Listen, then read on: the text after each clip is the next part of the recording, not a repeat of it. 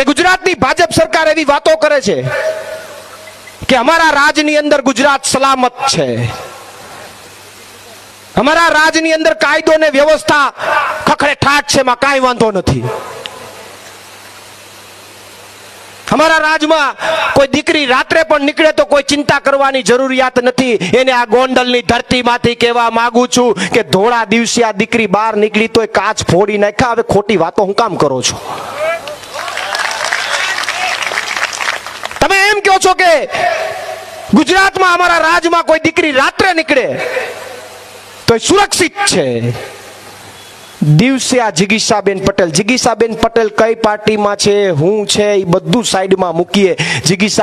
જિગીશાબેન પટેલ એક ગુજરાતની દીકરી છે, પાટીદાર સમાજની દીકરી છે, અને ગુજરાતની દીકરી સાહેબ ધોળા દિવસે ખેડૂતોને કે અહીંયાની ગોંડલની જનતા માટે લડવા નીકળે અને ધોળા દિવસે એની ગાડીના કાચ તોડી નાખે. તમે વાતો કરો છો કાયદો ને વ્યવસ્થા તાકાતવાળી છે. અને જ્યારે એની ઉપર હુમલો થાય, એ થોડા એના પર્સનલ કામથી ગયા હતા. એમણે ક્યાં પર્સનલ દુશ્મની હતી? એ જનતા માટે ગયા હતા. જનતા. અને બીજું, આજે અમને જનતાએ વિપક્ષ તરીકે મૂક્યા છીએ તો અમારી જવાબદારી છે લોકોનો અવાજ ઉઠાવવો.